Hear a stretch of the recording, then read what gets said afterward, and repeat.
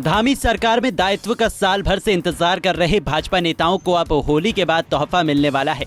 8 मार्च के बाद कभी भी बीजेपी दायित्व के बंटवारे का घोषणा कर सकती है, जिसकी जानकारी खुद भाजपा प्रदेश अध्यक्ष महेंद्र भट्ट ने दी है। बीजेपी प्रदेश अध्यक्ष महेंद्र भट्ट ने कहा कि 8 मार्च के बाद कभी भी दायित्वधारियों के नामों की घोषणा की जाएगी। 2024 के लोकसभा चुनाव को लेकर भाजपा ने अपनी तैयारियां तेज कर दी हैं। बीजेपी की नजर इस बार के उन सीटों पर है जो साल 2019 के लोकसभा चुनाव में वो नहीं जीत पाई थी। बीजेपी ने हारी हुई सीटों की समीक्षा करना शुरू कर दिया है, जिसकी जानकारी खुद राज्यसभा सांसद नरेश बंसल ने दी है।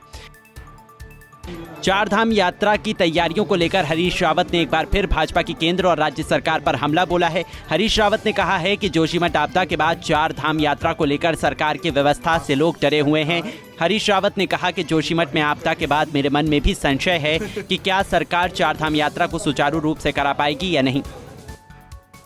गैरसैंण को ग्रीष्मकालीन राजधानी बने हुए आज पूरे 3 साल हो चुके हैं। गैरसैंण को ग्रीष्मकालीन राजधानी पूर्व सीएम त्रिवेंद्र सिंह रावत के शासनकाल में घोषित किया गया था। गैरसैंण को ग्रीष्मकालीन राजधानी बने 3 साल पूरे होने पर पूर्व मुख्यमंत्री त्रिवेंद्र सिंह रावत ने खुशी जाहिर करते हुए सभी प्रदेशवासियों को बधाई दी है। उन्होंने कहा कि आज ही के दिन हमने गैरसैंण को ग्रीष्मकालीन राजधानी घोषित किया था और उसके बाद से लगातार गैरसैंण में विकास कार्य आगे बढ़े।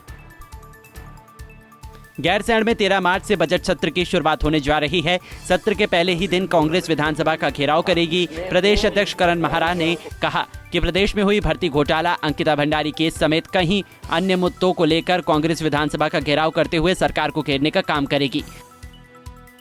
हरिद्वार में सहारा समूह के अरबों की बेशकीमती जमीन के खरीदने बेचने पर हरिद्वार डीएम ने पूरी तरह से रोक लगा दी है। दरअसल सहारा परिवार के कुछ निवेशकों द्वारा इस संबंध में शासन और प्रशासन से शिकायत की गई थी। यही नहीं, इस बेशकीमती जमीन पर कॉलोनियां विकसित करने की भी तैयारी की थी। ऐतिहासिक और सांस्कृतिक नगरी अल्मोड़ा का अपना एक इतिहास है। यहाँ हर त्योहार बड़े ही उत्साह और परंपरा के साथ मनाए जाते हैं। पूरे देश में फागुन मास में होली मनाने की परंपरा है, लेकिन अल्मोड़ा में होली की शुरुआत पौष माह की हाड़ कंपा देने वाली ठंड से हो जाती है। ये होली पूरे देश भर में प्रसिद्ध है। दरअसल शहर में घर घर होली गायन परंपरागत रूप से होली का गायन शुरू हो गया है। महिलाएं होली की गायिका के साथ न्योली, चहरी, झोड़ा का विधिवत गाकर सामूहिक जश्न मनाते हैं। सभी महिलाएं हर्षोल्लास के साथ गायन करते हैं। रुड़की जिले में एक बाइक सवार युवक को हमलावरों ने सरेआम गोली मार दी। गोली लगने के बाद युवक बाइक से गिर गया। इसके बाद हमलावर वहां से फरार हो गए। गोलीकांड से बाजार में अफरा तफरी मच गई। आनन फानन में घायल युवक को जिला अस्पताल में भर्ती करवाया गया है। हालांकि घटना के पीछे की सही वजह अभी तक नहीं पता चल पाई है। पुलिस घटनास्थल के आसपास लगे सीसीटीवी कैमरे खंगाल रही है। खेल विभाग के अंतर्गत हल्द्वानी में फुटबॉल स्टेडियम बनाने के लिए भूमि पूजन किया गया। इस मौके पर केंद्रीय रक्षा राज्य मंत्री अजय भट्ट और उत्तराखंड की खेल और महिला बाल विकास सशक्तिकरण मंत्री रेखा आर्य मौजूद रही।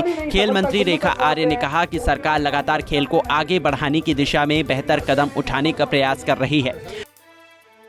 उत्तराखंड के पारंपरिक भोजन को काफ़ी पौष्टिक माना जाता है, क्योंकि यहाँ फसलों का उत्पादन ऑर्गेनिक तरीके से किया जाता है। इससे उत्पादों की पौष्टिकता बनी रहती है और समय के साथ बाजार में मांग बढ़ती जा रही है। वहीं अब जल्द ही औषधीय गुणों से भरपूर उत्तराखंड के पारंपरिक भोजन को अस्पतालों में भर्ती होने वाले मरीजों को भी परोसा जाएगा।